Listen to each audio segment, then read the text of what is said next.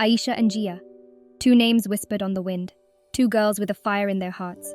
They dreamt of a life beyond the ordinary, a life shimmering with gold and opportunity. Dubai, the city of their dreams, beckoned. Ayesha, tall and graceful, possessed a natural beauty that captivated all. Jiya, with her dusky complexion and fiery spirit, exuded an alluring charm. Their friendship, forged in the fires of ambition, would be tested like never before. The allure of Dubai, with its promise of wealth and glamour, proved irresistible. They yearned to dance, to captivate audiences, to earn money and change their destinies. Little did they know their journey would be paved with both dazzling lights and chilling shadows.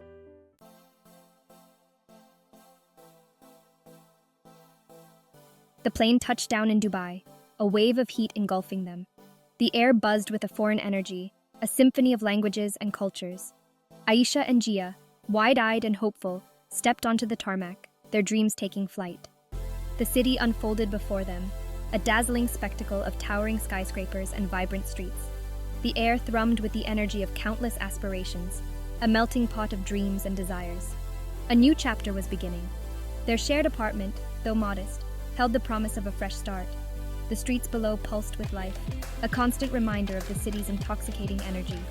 They were determined to conquer this new world, to make their mark on Dubai.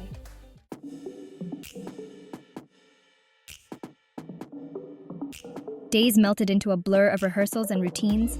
Ayesha and Jiya immersed themselves in the art of belly dancing, their bodies swaying to the hypnotic rhythms. The dance studio, a sanctuary of movement and music, became their second home. They honed their skills, their movements growing more fluid, more captivating. The instructors, veterans of the Dubai nightlife, drilled them in the art of seduction, the subtle glances and gestures that held audiences spellbound. With each passing day, their confidence grew. They were no longer simply Ayesha and Jiya from India.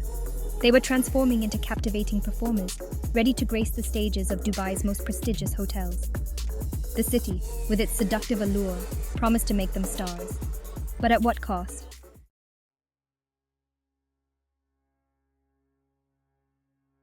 The air crackled with anticipation. Music pulsed, a seductive beat that throbbed in their veins. Ayesha and Jiya, adorned in shimmering costumes, prepared to step onto the stage for their first performance. Nervous excitement danced in their eyes. The lights hit them, a blinding spotlight that erased everything but the present moment. They moved as one, bodies swaying with newfound confidence, every gesture honed to perfection. The audience, a sea of faces, watched with rapt attention. Ayesha, a natural performer, commanded the stage with her presence. Her eyes sparkled, her smile radiant as she captivated the crowd. Jiya, though initially hesitant, found her rhythm, her movements exuding a raw, sensual energy that drew appreciative glances.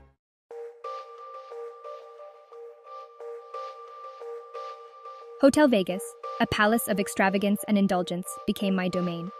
Night after night, I enthralled wealthy patrons, my every move eliciting gasps and showers of money. I was living the Dubai dream, but a shadow lurked beneath the surface.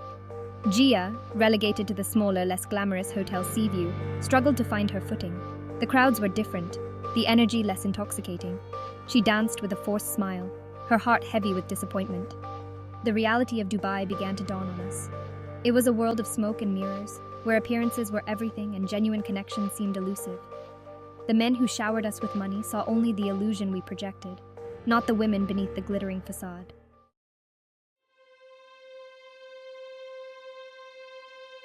Late nights bled into early mornings. The thrill of performing waned, replaced by a dull ache of exhaustion. Though I enjoyed the financial rewards, I felt a growing emptiness within. The constant attention, the objectification, left me feeling hollow and used. I struggled to cope with the disappointment of my situation, growing increasingly withdrawn. I missed our shared dreams, the camaraderie we once had. The city, once a beacon of hope, now felt like a gilded cage. The distance between us widened. Caught in the whirlwind of my success, I had little time or energy for Jiya's concerns. The seeds of doubt, sown in the fertile ground of our disillusionment, began to take root. Our Dubai dream, once so vibrant and full of promise, was slowly turning into a nightmare.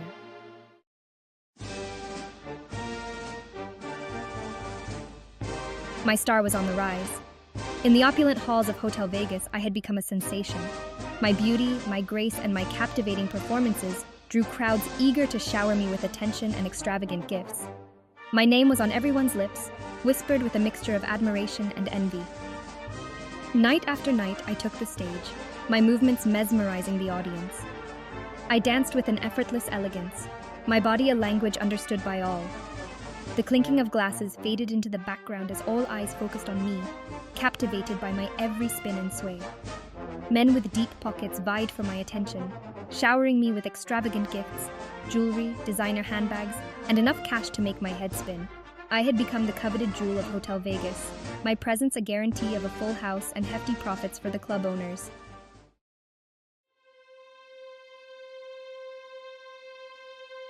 While Ayesha basked in the warmth of her newfound fame, Jiya struggled to find her place in the shadows of Hotel Seaview. The clientele here was different, their expectations coarser, their appreciation less refined.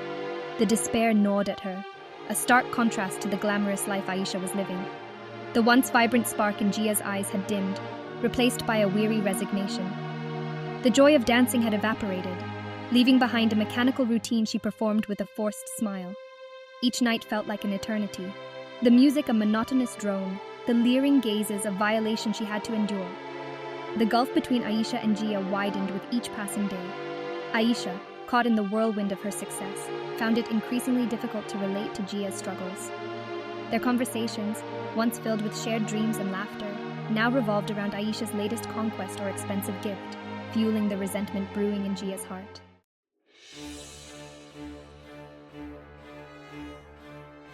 The air in Hotel Vegas thrummed with a different energy whenever he entered. Karan. His name echoed in hushed whispers, a mix of awe and apprehension. He moved with an air of quiet power, his eyes sharp and calculating, his gaze lingering a beat too long on Ayesha as she commanded the stage. He became a fixture at the club, his presence impossible to ignore. Every night he occupied the same table, his eyes never leaving Ayesha as she danced.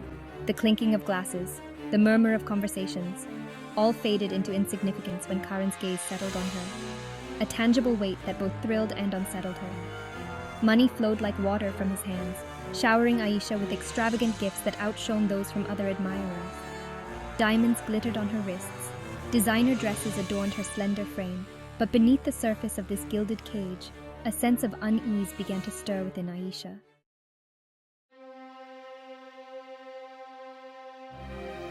The rules were clear. Etched in the unspoken contract of their world, no personal interactions with clients outside the club. Yet, Karan's persistence chipped away at Ayesha's resolve. He sent her notes, bouquets of exotic flowers, his gaze a constant plea for her attention. One night, as Ayesha prepared to leave, she found him waiting, his presence a silent demand. His eyes held a desperate longing that tugged at her heart. He spoke in a low, urgent voice, his words a mixture of pleas and promises, his desire for her palpable. Against her better judgment, Ayesha succumbed. She shared her number, her voice barely a whisper, her heart pounding in her chest. That night, she lay awake, a maelstrom of emotions swirling within her fear, excitement, and a growing sense of dread. She had stepped outside the safety of the rules, and there was no going back.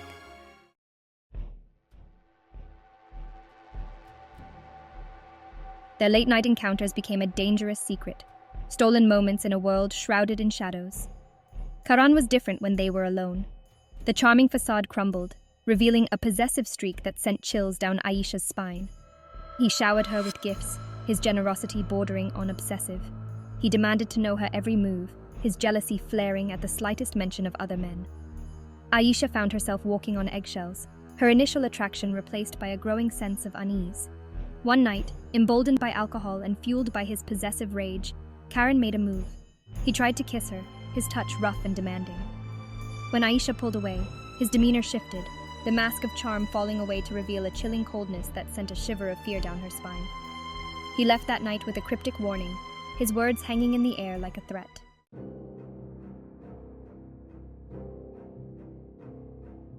The incessant buzzing of the doorbell ripped through the silence of their shared apartment, jolting Ayesha and Jiya awake. A wave of unease washed over Ayesha, her heart pounding in her chest. It was late, far too late for any visitor. She glanced at Jiya, who was already out of bed, her brow furrowed with concern. Jiya padded towards the door, her shadow stretching across the floor in the dim light. Ayesha watched, her breath catching in her throat, as Jiya peered through the peephole. A look of surprise, then alarm, flashed across Jiya's face. Ayesha, whispering, "Who is it?" Jiya, strained whisper, "It's him, Karan." Terror, cold and sharp, pierced through Ayesha's fear. This was not a friendly visit.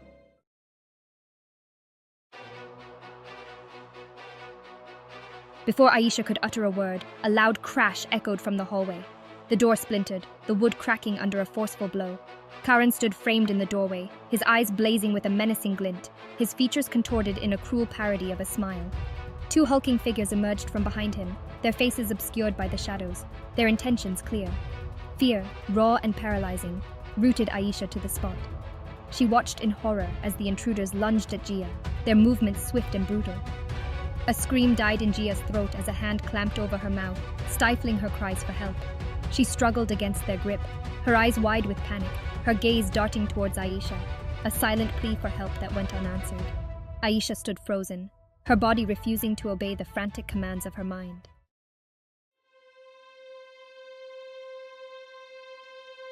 A rough hand spun Ayesha around, yanking her arm behind her back. Pain shot through her shoulder, bringing tears to her eyes. She caught a glimpse of Karan, his face a mask of cold fury, before a hand clamped over her mouth, stifling her scream. They were bundled out of the apartment, hustled through the darkened hallway like ragdolls.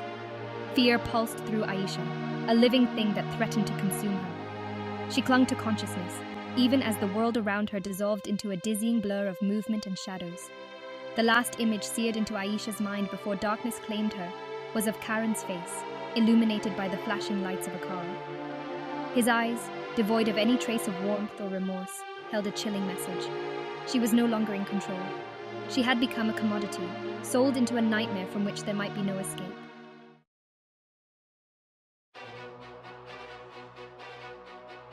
The world swam back into focus, a kaleidoscope of pain and disorientation. Ayesha gasped, her lungs burning as she struggled to sit up. Her head throbbed, a dull ache that amplified the fear coursing through her veins. She was in a dimly lit room, the air thick with the smell of disinfectant and fear. Panic surged through her as she remembered the kidnapping, Karan's cold eyes, the rough hands that had dragged her into the darkness. She glanced around, her heart sinking as she realized she was lying on a cot, her hands and feet bound with coarse rope. The room was bare, save for a few other cots, each occupied by a figure she couldn't quite make out in the gloom. A whimper escaped her lips as she struggled against her restraints, the ropes biting into her skin. The sound seemed to stir the other occupants of the room. One by one, they turned towards her, their faces etched with a mixture of fear and resignation. These were women who had known terror, their eyes reflecting the horrors they had witnessed.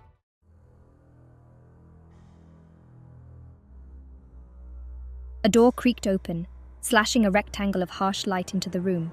A tall man with a severe expression and cold, calculating eyes strode in, his presence radiating an air of authority that silenced the room. He was followed by a smaller, slighter man in a white coat, a surgical mask covering the lower half of his face, his gaze detached and clinical. "Ah, good, you're awake." His voice was smooth, devoid of any warmth. He approached Ayesha, his gaze lingering on her with a chilling intensity. "Let me introduce myself. You can call me Dimitri. And this," he gestured towards the man in the white coat, "is Dr. Ivan. He's here to make sure you're fit for your new life." Terror twisted in Ayesha's gut as Dr. Ivan approached, a tray of gleaming surgical instruments in his hand. She thrashed against her restraints, her voice hoarse with fear as she screamed. "What do you want? Let me go!" But her words were met with a cold smile from Dimitri. Now, there's no need for that. Just a little procedure, darling, for your own good."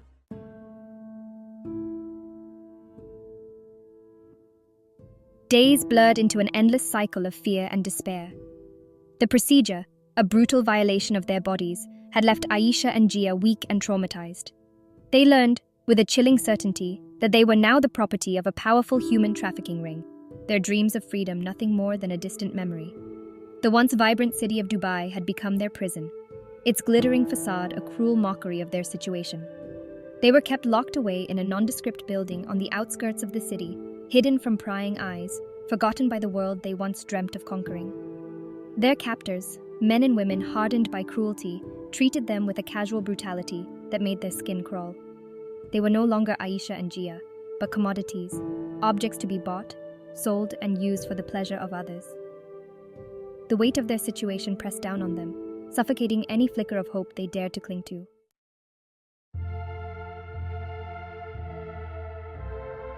Dubai, once a beacon of dreams, now mocked Ayesha and Jiya with its glittering indifference. The city's pulse, once exhilarating, now throbbed like a wound, a constant reminder of their captivity. They were hidden in plain sight, swallowed whole by the city's insatiable appetite for pleasure and profit. Each day bled into the next, a monotonous cycle of forced smiles and feigned compliance. Their bodies, still bearing the scars of the doctor's cruel intervention, were no longer their own. They belonged to Dimitri and his network of depravity, their spirits slowly crumbling under the weight of their ordeal. Ayesha, her spirit tempered by months of unspeakable abuse, clung to the memory of her former life. Jiya, her fiery spirit dampened but not extinguished, drew strength from their shared bond. They found solace in whispered conversations, stolen glances, tiny acts of defiance that kept the embers of hope flickering in the suffocating darkness.